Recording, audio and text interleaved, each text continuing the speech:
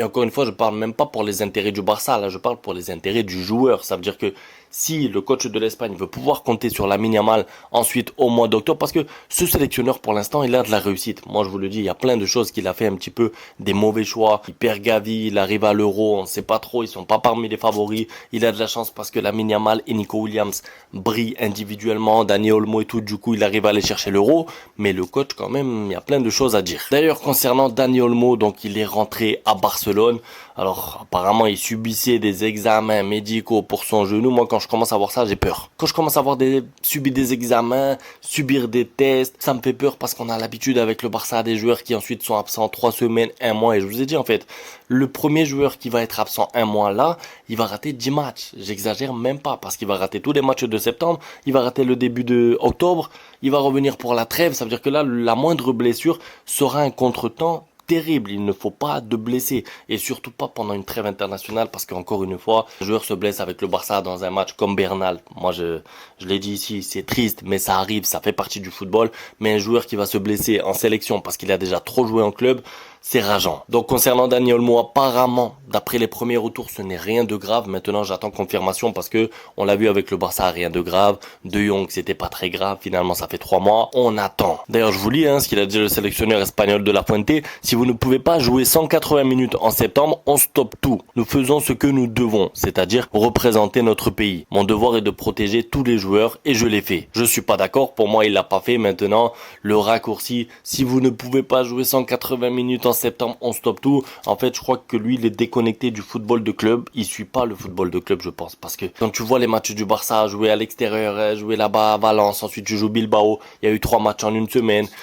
Lamine Yamal, il a 17 ans. Encore une fois, on parle pas là d'un joueur confirmé 22-23 ans qui est développé à 100%. Je vous aurais dit, bon, d'accord, à la limite, je comprends, je me rappelle, mais si aussi, des fois, il enchaînait Argentine, Barça, Argentine, c'est pas pareil. Lamine Yamal a 17 ans. On a vu ce que ça a donné de surexploiter les joueurs, que ce soit avec Pedri, avec Gavi. Il faut protéger les joueurs. Le classement des ventes pour le maillot extérieur, Lamine Yamal en 1, Pedri en 2, Lewandowski en 3. Je suis pas surpris du tout. Je m'attendais peut-être même à du Dani Olmo en 3. Je sais pas vous, à la place de Lewandowski, parce que forcément, c'est la dernière arrivée, c'est le nouveau joueur, c'est la dernière recrue, donc forcément, généralement, quand on achète un nouveau maillot, bon, moi j'ai personne derrière, j'ai mis aucun joueur. Mais généralement, quand on achète un nouveau maillot, on met le nouveau joueur. Mais en tout cas, pour Lamine Yamal en 1, je ne suis pas surpris du tout. C'est clairement la star actuelle, l'une des stars de la Liga. Il y a même ce débat, est-ce que Lamine Yamal est passé devant Mbappé en termes de star? Peut-être pas tout de suite, mais vu la tournure des événements, vu le niveau actuel de Mbappé et surtout qu'il s'approche de la trentaine, que là il a 25 ans mais ça va aller vite,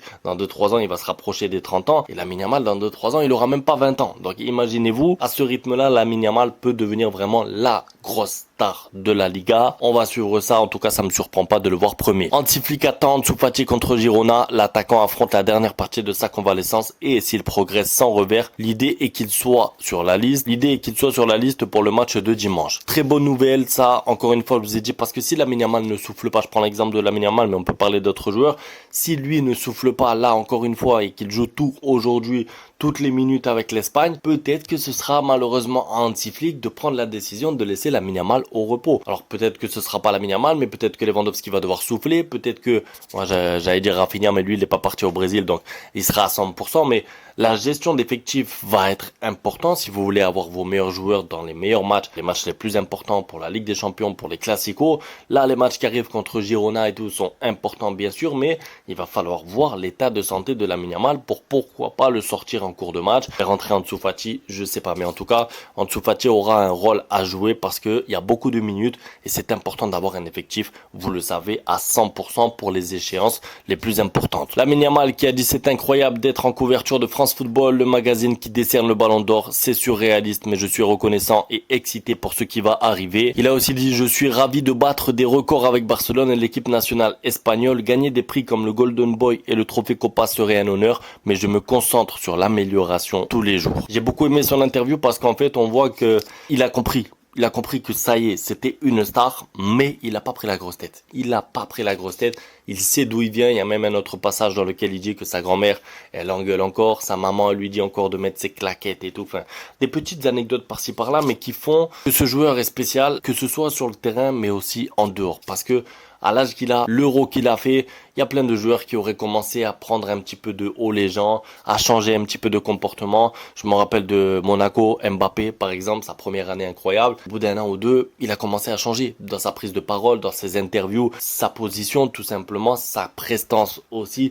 Tout avait changé chez Mbappé au fur et à mesure et surtout après son passage à Paris. Là, ce que j'espère vraiment concernant Lamine Yamal, c'est qu'il reste pareil, le joueur qu'il est et le futur homme qu'il est. J'allais dire l'homme qu'il est, pas encore. C'est toujours un adolescent, 17 ans, mais en tout cas, c'est impressionnant sa manière de s'exprimer, sa manière de voir les choses. On va suivre toute sa carrière, de toute façon, en tout cas, jusqu'à ce qu'il reste au Barça surtout. C'est tout pour la vidéo, c'était pour revenir un petit peu sur l'état physique des joueurs, sur le petit problème sélection club qu'on a tous les ans et sur Lamine Yamal de 3 déclarations. J'espère que ça vous a plu. N'hésitez pas à me le dire dans les commentaires.